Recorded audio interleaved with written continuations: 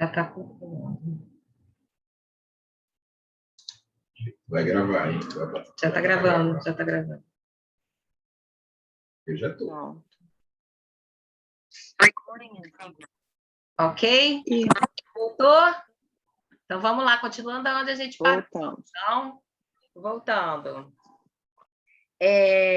Josias buscou o Senhor, fez a limpeza, né? Quebrou os ídolos, né? Tirou os entulhos, e aí deu o comando para o sacerdote o quê? Reparar a casa do Senhor. No momento que eles estão lá arrumando o templo, tirando aquilo que não presta, e arrumando, eles encontram o quê? A palavra do Senhor, o livro de Deuteronômio, né?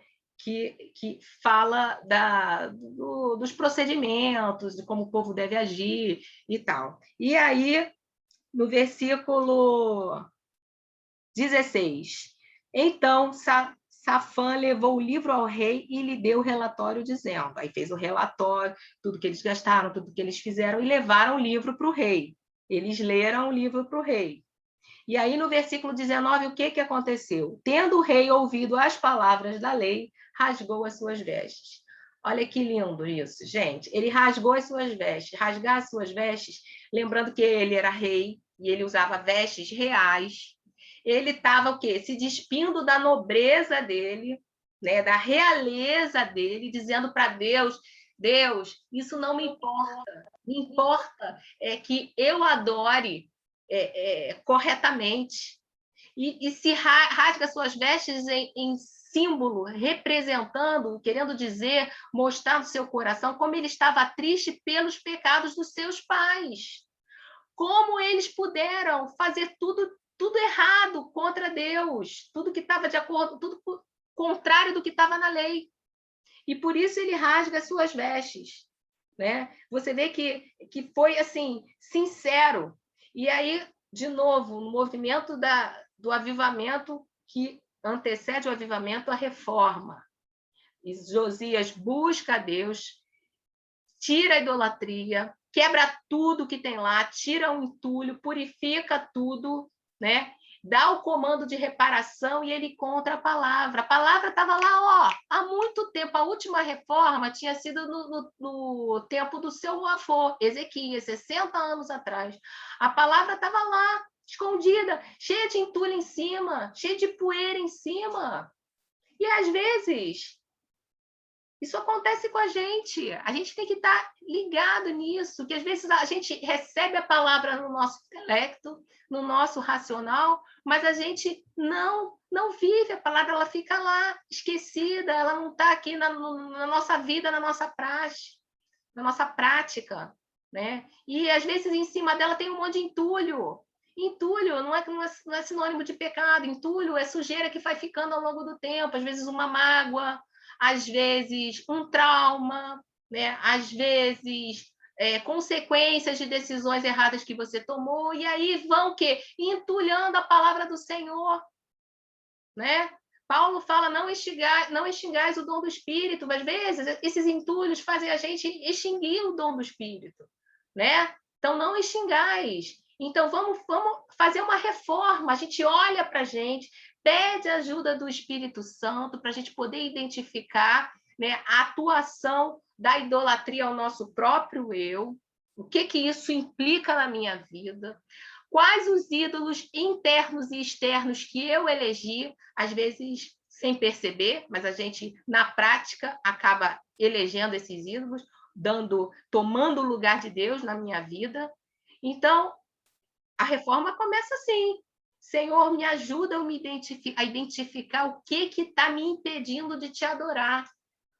E aí a gente vai encontrar a palavra de Deus no nosso coração, que ao longo dos anos a gente vem acumulando, mas às vezes só no nosso racional. E às vezes aquele versículo que você já ouviu tantas vezes, ele vai começar a fazer mais sentido para você agora, porque agora você está procurando o Senhor sinceramente e você tirou o entulho e a idolatria.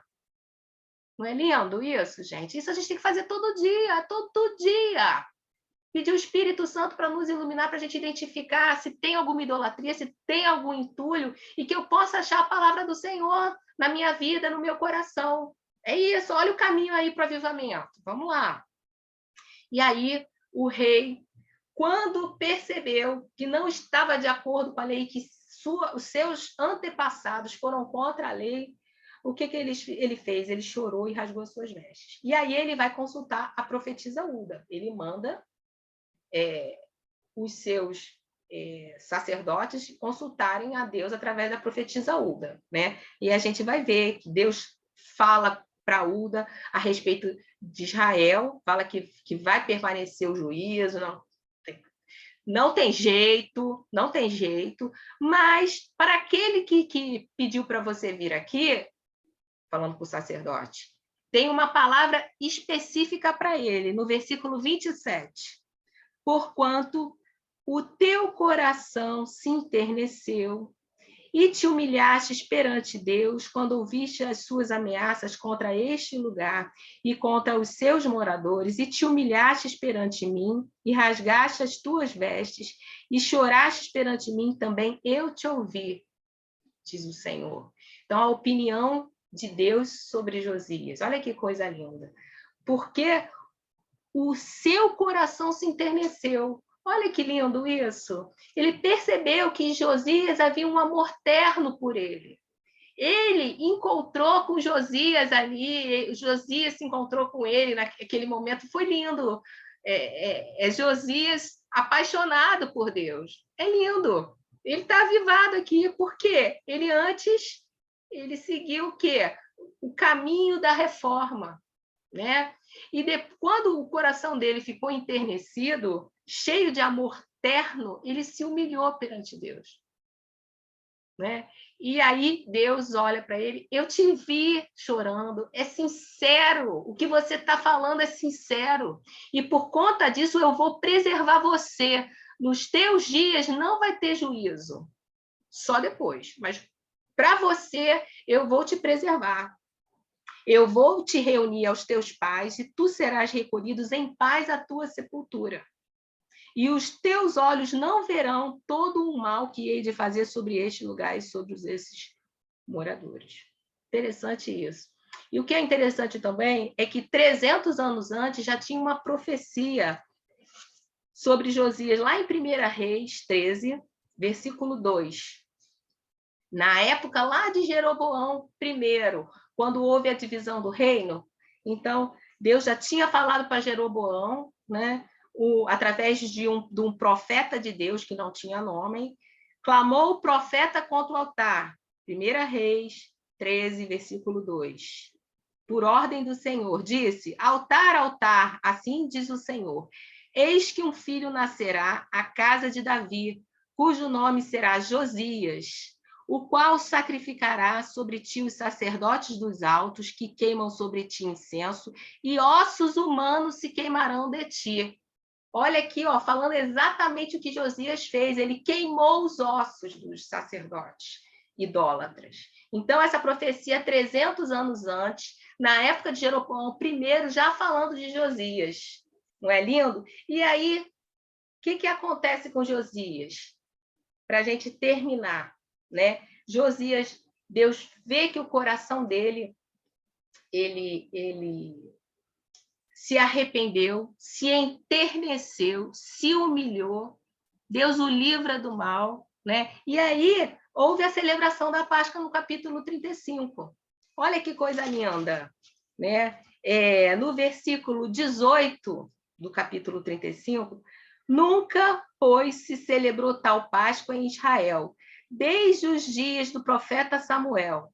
E nenhum dos reis de Israel celebrou tal Páscoa, como a que celebrou Josias com os sacerdotes e levitas, e todo Judá e Israel que se acharam ali, e os habitantes de Jerusalém. Então, não houve uma comemoração de Páscoa como essa que foi na época de Josias, né? Então, Josias buscou ao Senhor, purificou, tirou toda a idolatria, tirou o entulho, encontrou a palavra do Senhor, né?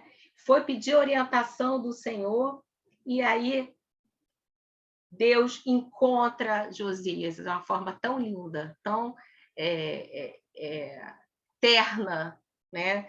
E na nossa vida é assim também, na nossa vida é assim também. Se a gente quer um processo a gente aguarda um avivamento, existem coisas que cabem a nós, que nós devemos fazer, que é o processo de reforma, né? A gente deve orar ao Senhor e pedir, Senhor, sonda-me e vê se há em mim algum caminho mau. Hoje a gente tem o Espírito Santo para nos mostrar, e a sua palavra como referência. Então é lindo isso, né? E a nossa Páscoa é todo dia. É todo dia a nossa Páscoa, a gente comemora todo dia. Por quê? Quando Jesus estava na cruz do Calvário e ele fala, Deus meu, por que me abandonaste? E ele expira, e ele fala, está consumado. Ali se deu o sacrifício perfeito. Ele entrou uma vez por toda no Santo dos Santos. Uma vez por toda quer dizer, depois dele não precisa mais ter sacrifício, né? A terra tremeu, o véu se rasgou, e hoje nós temos vida, porque ele ressuscitou, ele abriu as portas. Então, ele foi na frente como precursor, né? Hoje nós estamos vivos, nós estávamos mortos em nossos pecados, em nossos delitos, mas por causa de Jesus, do sacrifício perfeito, hoje nós temos livre acesso, nós temos nova vida, somos nova criatura e esperamos a ressurreição do corpo e do espírito. Olha que coisa linda! Então, a nossa Páscoa é todo dia. Hoje, quem teve o privilégio de participar da Santa Ceia, a ceia ela é um memorial, ela é um sacramento e um memorial. É fazer isso em memória de mim, a gente faz uma vez por mês, né? Mas a Páscoa ela tem que ser comemorada todo dia. Né? O nosso culto racional, o nosso corpo como um sacrifício vivo. Olha, isso é lindo, a Bíblia toda se fala, é impressionante isso, né? Impressionante. Não quer descer a minha tela aqui. Deu ruim aqui, peraí. Deixa eu tentar aqui, que eu tenho mais coisa aqui para mostrar rapidinho. Vamos de novo. Deu ruim aqui. Só para a gente terminar aqui. Vamos ver se aparece. Aqui. O que eu queria mostrar para vocês? Eu botei essa foto aqui do templo, por quê? Porque quando no tempo de Josias, estava cheio de ídolo e de poste ídolo e de exércitos, chama exércitos celestiais, são os zodíacos, que eles ocupavam a nave do templo de tal forma, a nave aqui, ó, que aqui é o Santíssimo Lugar com o véu, tá vendo? Então, normalmente, o judeu ele chegava na porta do templo, ele conseguia ver o véu do Santo dos Santos, do Santíssimo Lugar. Só que tinha tanto entulho, tanta idolatria, que impedia a vista do judeu de ver o Santíssimo Lugar, mesmo com o véu, né? O véu tampando, tá? Por isso que eu botei aqui. E aqui a gente já falou sobre isso, as passagens estão todas na matéria. Antes disso, eu queria falar um pouquinho, só para a gente terminar, eu vou falar um pouquinho dos outros reis que seguiram Josias, né? A gente teve... Isso aqui.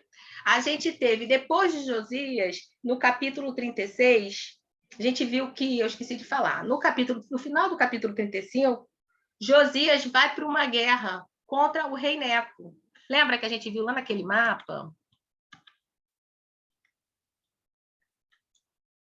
Esse mapa aqui, isso. Tá vendo? O Egito aqui, né? E o Egito se junta com a Síria contra a Babilônia. Então, tem uma guerra que, teoricamente, Josias tinha que ter ficado neutro. E aí ele vai e luta contra o rei Neco, e ele morre nessa batalha, tá? Nessa batalha. E aí quem assume é o filho dele, no capítulo 36, que é o Joacás, que está aqui. O Joacás, tá? Ou Jeoacás.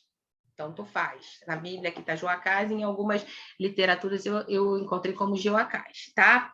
E aí ele reinou apenas 3 meses, ele foi deposto e colocaram o irmão dele no lugar dele, certo?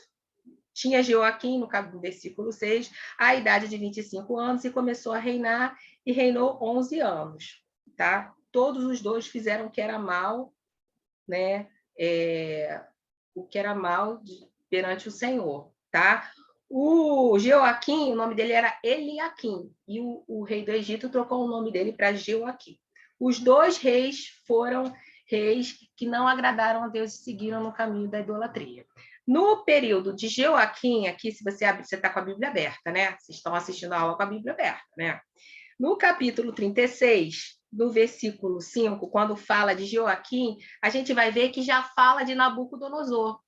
Então, já é o Império Babilônico crescendo aí, dominando, tá? Versículo 5. Tinha Joaquim a idade de 25 anos quando começou a reinar, e reinou 11 anos em Jerusalém. Fez ele o que era mal perante o Senhor, seu Deus. Subiu, pois, contra ele Nabucodonosor, rei da Babilônia, e o amarrou em 2 cadeias de bronze para levar à Babilônia. Ok? Tá? Então, a gente falou tudo. Eu vou mandar para vocês esse material. E vamos lá para o último. Esse aqui, eu dei um zoom nesse quadro aqui, que eu vou mandar para vocês o quadro inteiro. Eu achei muito bom esse quadro. Na verdade, eu dei um zoom aqui nessa parte que é o contexto que nós estamos falando aqui, tá? Então, a gente vai ver que o que a gente já falou aqui? Ó? A gente já falou sobre os profetas do Reino do Norte, olha só. Nós já falamos sobre Elias, Eliseu, Jonas, Amós, Oséias, olha só, todos os profetas do Reino do Norte, tá vendo? Olha aqui, ó, os profetas aqui que são contemporâneos dessa época aqui, ó, tá vendo? Ó, Abacuque, Ezequiel, Daniel, Naum, Sofonias. Então, a gente agora vai falar sobre esse aqui, tá vendo? A gente vai ter o início do cativeiro aqui, olha aqui, ó, nós já falamos até Joaquim, ó, tá vendo? Até aqui, antes do início do cativeiro babilônico, tá? Olha só, esse quadro, eu vou mandar para vocês, além desse slide aqui, eu vou mandar o quadro completo para vocês. Sempre que a gente for ter aula, falar de algum personagem desse, é legal vocês terem esse quadro, porque ele dá uma visão global do que a gente está vendo. Uma visão inteira. Ok?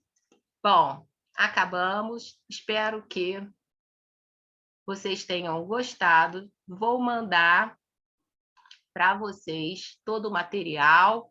E, conseguimos fazer em 1 hora.